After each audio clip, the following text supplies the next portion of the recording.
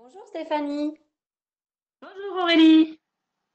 Alors, nous sommes toujours en visio puisque toujours confinés et avec Stéphanie Fizeln qui est professeure d'espagnol en collège. Elle a donc 8 classes d'élèves de la cinquième à la troisième. Donc, il y a du boulot en ce moment et elle va nous expliquer justement quelle méthode elle a mis en place, avec quels outils pour faire travailler ses élèves à distance.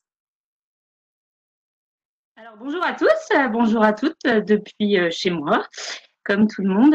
Je travaille dans un collège rural de Lyon, dans l'académie de Dijon. Et nous sommes un collège qui n'a pas trop d'habitude numérique dans le sens où nos élèves ne sont pas équipés de tablettes, on n'a aucune tablette dans aucune discipline. Et on a un ENT nouveau depuis la rentrée. Donc pour moi, c'est un double défi d'accompagner mes classes à distance, puisque les habitudes sont réduites à l'utilisation de la salle informatique qui est pour tout le monde. Donc on se partage et on n'y va pas souvent. Et puis le NT qui petit à petit est apprivoisé par les élèves et les familles. Mais là, à cette époque-là de l'année, on avait même encore des familles, des élèves qui s'étaient jamais connectés. J'ai eu besoin d'écrire une lettre à mes élèves le premier jour de l'annonce de cours à distance et puis du confinement.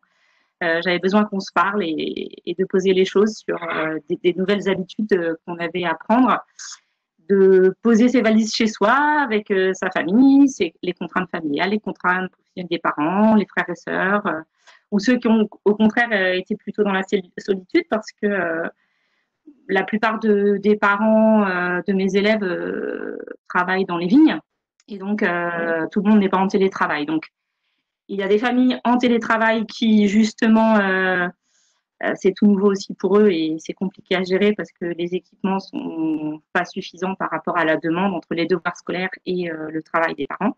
Et puis ceux qui sont un petit peu retrouvés tout seuls à gérer leur emploi du temps du fait que les parents travaillaient encore en extérieur. Donc voilà pour le contexte. Donc suite à ce courrier, on a un petit peu posé les choses. J'ai voulu les rassurer sur les outils que dans le NT, on avait déjà beaucoup utilisé ensemble et que ça allait être notre base de départ pour se retrouver à distance. Donc une messagerie traditionnelle, un cahier de texte, un espace de bureautique en ligne qu'ils ont à disposition tous. Donc pas besoin d'avoir un pack Office particulier pour pouvoir travailler à la maison. Donc ça a été le premier point de départ pour la première semaine. Ensuite, c'était un contexte très particulier. Nous, on était dans la dernière zone de vacances et on avait normalement prévu d'être à Valence, en Espagne, avec mes élèves de troisième et de quatrième. Donc ça a été une double douche froide et un projet qui avait été posé pour lier les élèves qui ne partaient pas et les élèves qui partaient. Donc euh, on partait à Valence et Valence, donc normalement, on vivait l'année, la et les fêtes, on voulait les faire vivre aux élèves de tous les niveaux au collège qui font de l'espagnol et les élèves qui partaient en voyage. Résultat des courses, comme vous le savez tous, personne n'est parti. Et puis, donc, on a commencé ce projet et puis on s'est quitté le vendredi sans pouvoir vraiment se dire au revoir. Moi, j'ai vu que 3 classes le vendredi, donc l'annonce avait été faite le jeudi soir. J'avais envie donc de maintenir quand même ce lien. C'était un projet au départ qui se voulait fédérateur. Donc, il y avait un concours d'affiches qui avait été lancé. Donc, je me suis dit, l'ordinateur ne doit pas nous empêcher de continuer ce projet. Le concours d'affiches, certains étaient partis avec des feuilles A3. On est à la maison, on n'a pas de feuilles A3. C'est pas grave, on s'en fiche, c'est pas un problème. Donc, qu'est-ce qu'on va faire? On va prendre les feuilles qu'on a à disposition à la maison. Qu'est-ce qu'on va faire? On va prendre en photo son travail si c'est le plus simple. On va le scanner si c'est mieux, peu importe. Et on va organiser ensuite une petite expo à distance et puis un vote où les parents vont pouvoir aussi du coup voir l'exposition. Peut-être que dans le collège, ils n'auraient pas pu la voir. Donc ça, c'était un premier point. Pour moi, ça a été le travail de la première semaine où du coup les élèves n'avaient pas à commencer autre chose et à se dire voilà, et c'était peut-être un travail créatif qui permettait peut-être aussi de vaincre un petit peu le stress, l'angoisse et puis d'être partagé en famille si on avait des frères et sœurs à côté qui pouvaient aussi partager ça. Ensuite est venu le temps de comment on raccroche les wagons sur les projets qu'on a initiés. Donc, bon, une séquence en classe, c'est pas une séquence à distance, on le sait bien. Faire classe à distance, c'est pas envoyer du travail, c'est pas envoyer des devoirs. Et puis là, encore moins sur le long cours. Donc, du coup, c'était comment j'allais leur parler, comment j'allais continuer ce qu'on avait annoncé, présenté ensemble sur un plan de séquence, j'allais pas dire figé, mais qu'on pouvait relire ensemble à chaque fois, faire les avancées. Vu qu'on est aussi là pour parler un petit peu numérique, je me suis mise aussi à découvrir des usages de notre EMT et dont des activités en ligne. Donc, vous verrez quelques exemples dans l'article qui accompagnera ce petit échange. Donc, c'était ne pas entrer dans voilà, vous avez une vidéo à regarder et voilà, vous avez travaillé la compréhension orale, ce serait une activité figée comme on donnerait un exercice sur un document qui pour moi n'a pas beaucoup de sens, voire pas du tout parfois. Donc pour moi c'était l'occasion de faire un petit paragraphe comme si je leur parlais pour leur dire bon voilà, on en est là alors. C'est un exercice difficile puisque à l'écrit c'est pas je peux parler et répondre à des questions. Donc c'était comment je garde cette petite dynamique, cette petite accroche. Alors on peut saluer ses élèves à l'écrit et du coup se dire voilà, on est en contact. Et puis voilà, j'ai déroulé les séquences avec une vidéo, un petit quiz. Et voilà, j'ai vraiment mis l'accent sur la scénarisation qui en temps normal se fait dans la vie de la classe et qui là se fait dans l'enchaînement des vidéos et l'importance des consignes qui là, du coup, ne sont pas qu'une phrase écrite qui serait un exercice, mais qui est aussi le lien que j'essaie de maintenir avec eux à distance. Donc ça, vous verrez des exemples concrets. Donc ça, c'est pour ce qui est de la séquence, on va dire, sur le plan traditionnel. Je veux pas que ce soit que l'on pense que c'est une vidéo voilà, que j'ai réussi à trouver sur telle source en ligne et je leur dis regardez cette vidéo. Pour moi, ce qui est très important, c'est le lien entre les différentes activités et faire comme si on était ensemble à distance, quoi. Chose qui n'est pas le cas. Et je veux ensuite, donc là, forcément, la correction, elle se fait en ligne quand ils cliquent sur les différents boutons pour où ils obtiennent les réponses attendues. Et ce qui m'importe le plus, moi, c'est plutôt le petit retour réflexif, le petit paragraphe en français que je reçois, individuel, personnel, petit retour réflexif sur pour répondre à la question qu'est-ce que j'ai appris en faisant ça, qu'est-ce que j'ai compris, qu'est-ce qui m'a surpris, parce que là on est sur le contexte des fêtes, des traditions. Je vous ai parlé de celle de Valence, mais on enchaîne sur d'autres traditions.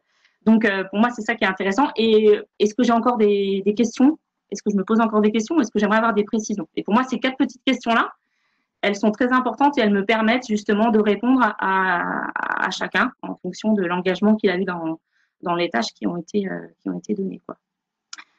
Donc ça, voilà, j'ai lancé dans mes 3 niveaux de classe, donc 5e, 4e, 3e.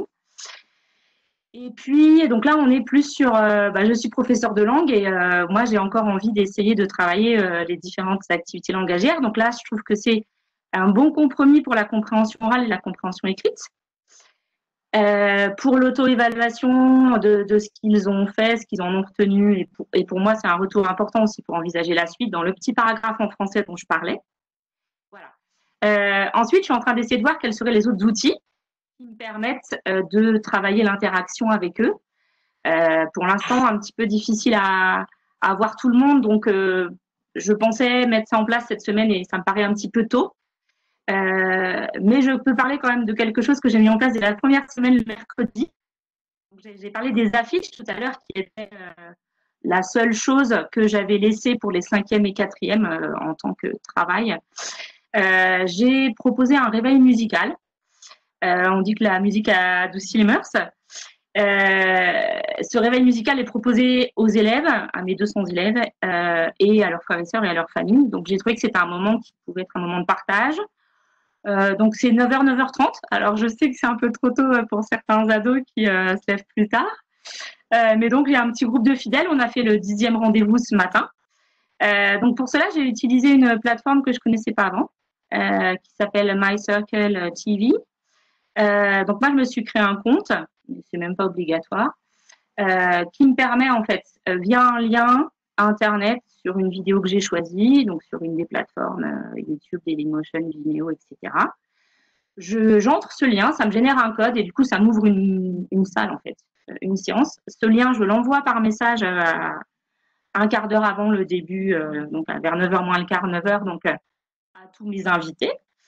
Et quand ces invités me rejoignent, donc c'est moi qui suis aux commandes, je peux donc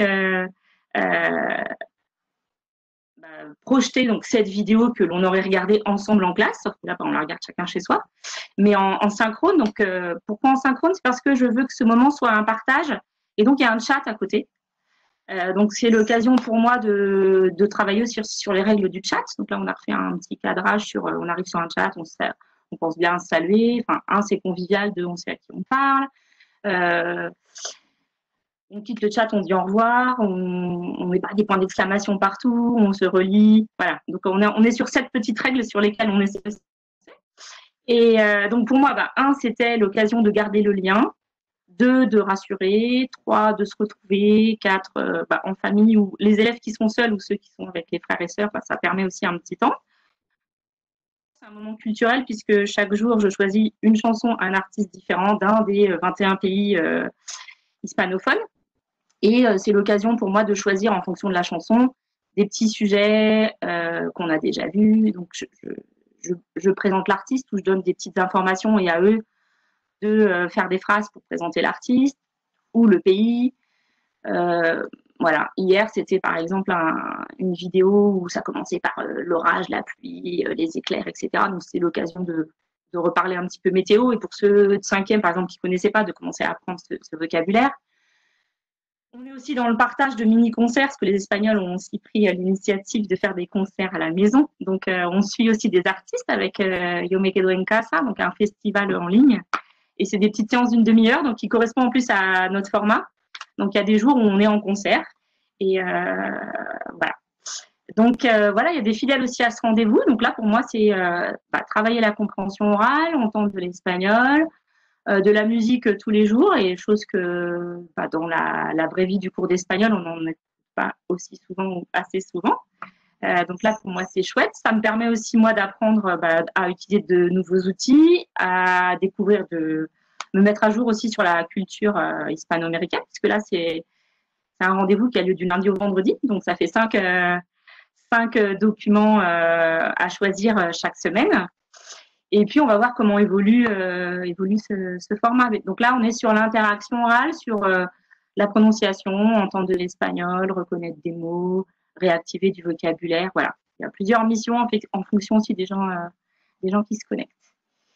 Donc voilà. Donc là, les projets en cours, c'est développer davantage de temps ensemble, synchrone pour l'expression orale, l'interaction orale. Donc j'ai prévu d'utiliser 2 outils. Mais voilà, le temps passe très très vite finalement, et c'était encore trop tôt cette semaine finalement pour les tester. Donc vendredi, j'ai écrit une 2e lettre à mes élèves. Donc pour moi, c'était important aussi de faire un bilan sur l'ensemble, sur où on en était, sur le point de la situation globale, et puis que finalement on parle beaucoup des compétences du 21e siècle. En tout cas, moi, j'en parle beaucoup avec eux. Donc là, bon, j'ai utilisé un petit peu de vocabulaire technique ou que les parents n'ont pas forcément, mais que là, on peut vérifier tous dans notre maison, quelle que soit la situation actuelle, que créativité, coopération, communication, médias, esprit critique face à l'actualité, etc., ce sont des compétences qu'aujourd'hui, on en a besoin tous les jours dans toutes les activités, que ce soit en télétravail,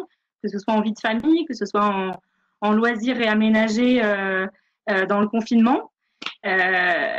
Voilà, donc c'était les rassurer que quand on allait se retrouver, on allait faire une magnifique porte des réussites avec des post-it. Merci beaucoup Stéphanie, tu m'as fait la conclusion. C'est bon, j'ai rien à rajouter sur les compétences du 21e siècle. C'était un plaisir de se retrouver, et puis depuis Ludovia et puis toute la communauté qui nous suit, avec qui on échange sur Twitter, sur d'autres réseaux sociaux pour d'autres, et au plaisir. Bonne continuation à tous. Donc, comme je dis tous les jours à mes élèves, quédate en casa, l'équivalent espagnol, yo me quedo en casa, cuídate.